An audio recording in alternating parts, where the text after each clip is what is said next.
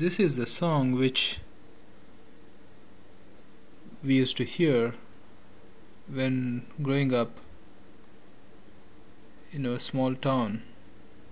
As a child, we were asked to return to home from our playground when the temple speaker starts to play Bhagavad Gita, and this is the first song of that record player, and I got used to listening to these songs, the song form of the Bhagavad Gita, and that's how I memorized Bhagavad Gita growing up in my young ages. This particular verse is the introductory verse, which means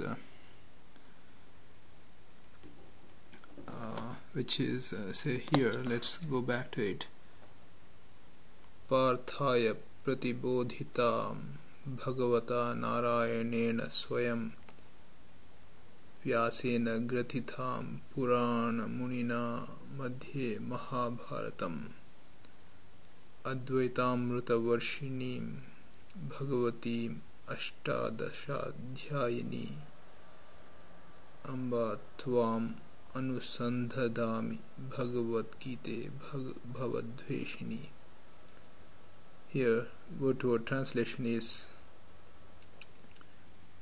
Om Bhagavata, by the Lord, Narayana, the one refuging of all beings, or Narayana himself.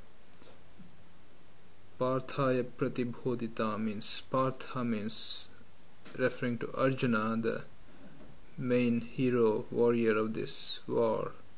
Pratibodhita means being enlightened. Purana Munina, by the Purana means one of the ancient texts is referred to as Purana. Munina, Muni, the sage. So ancient sage is written as Purana Munina. Vyasena, Vyasa is the sage. Mahabharatam, Madhye, in the middle of the text Mahabharata. Gratitham, incorporated. Bhagavatim, the Blessed Mother, showering the nectar of Advaita. Amruta Varshini, Amruta means the nectar, ambrosia is Amruta, actually, not nectar, ambrosia. Varshini means showered. Advaita means the philosophy of non-duality. Ashtadashadhyayini, in the form of 18 chapters.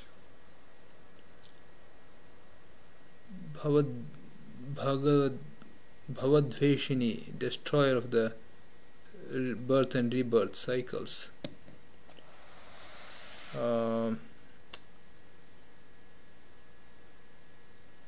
What else? Bhagavad Gita, the song of Bhagavan. Gita is Gita. The word Gita means song. Bhagavad Gita means Bhagavat's, God's song. Tvam, you. Anusandhadami, I meditate upon you. So this is basically just an introductory verse or a shloka, they say, about Bhagavad Gita. Coming back to Bhagavad Gita, for those who are uninformed or uninitiated, Bhagavad Gita is a lecture, actually, in the form of a song, so it's called Gita. Is a 700 verse Hindu scripture that is part of an ancient Hindu epic, the Mahabharata. it is treated as a freestanding text in itself. It's considered among one of the most important texts in the history of literature and philosophy of the whole world. The teacher or the lecturer in this book is Lord Krishna, who is revered by Hindus as a manifestation of God himself, and is called Bhagawan, or the Divine One. The context of the Gita is a conversation between Krishna, the Lord, and one of the warrior prince called Arjuna, and this conversation takes place on the battlefield before the start of a major war called Kurukshetra war. Kurukshetra is a place where this war occurs, so it's called as War of Kurukshetra. This war takes place in between two groups led by cousins on either side. The war is actually a family fight between cousins, fight for a throne, and one group, I would say, the fight is between Pandavas and Kauravas. Pandavas and Kauravas are cousins. Pandavas are 5 brothers, sons of King Pandu. Kauravas are 100 sons of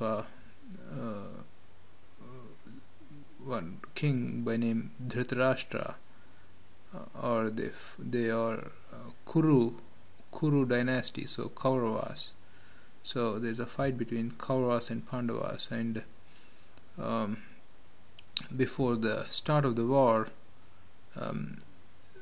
one representative from each group, they approach Krishna to help them. Krishna being related to both of them, and there's a small story behind it. When these two people, Arjuna, this guy is Arjuna, he is representing Pandavas to approach Krishna for help.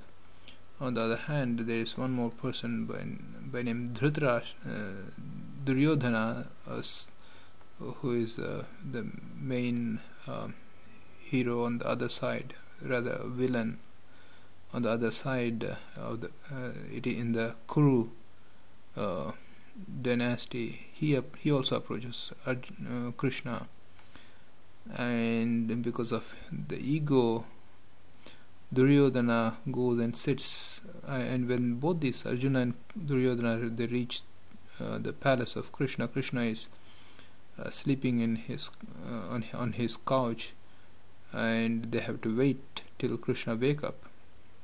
So Duryodhana, though he happens to reach the palace earlier than Arjuna, and he is seeing Krishna lying there, and he doesn't want to sit on the leg end of the bed couch.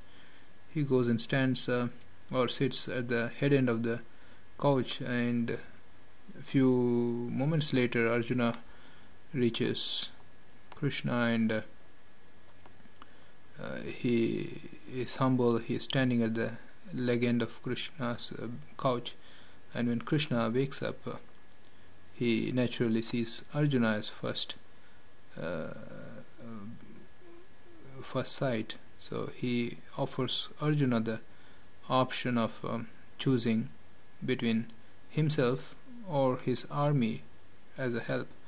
Arjuna chooses Krishna for help, and naturally Duryodhana gets the other option. So Krishna forms the main figure in this war, and he is supposed to help Arjuna as a chariot driver or a charioteer without assuming any weapons, and Krishna is not supposed to fight. He would just guide Arjuna. And now in the middle of this war, middle of the battlefield, before the start of the war, Arjuna asks Krishna to drive his chariot to a point from where he can see all the enemies that he has to fight.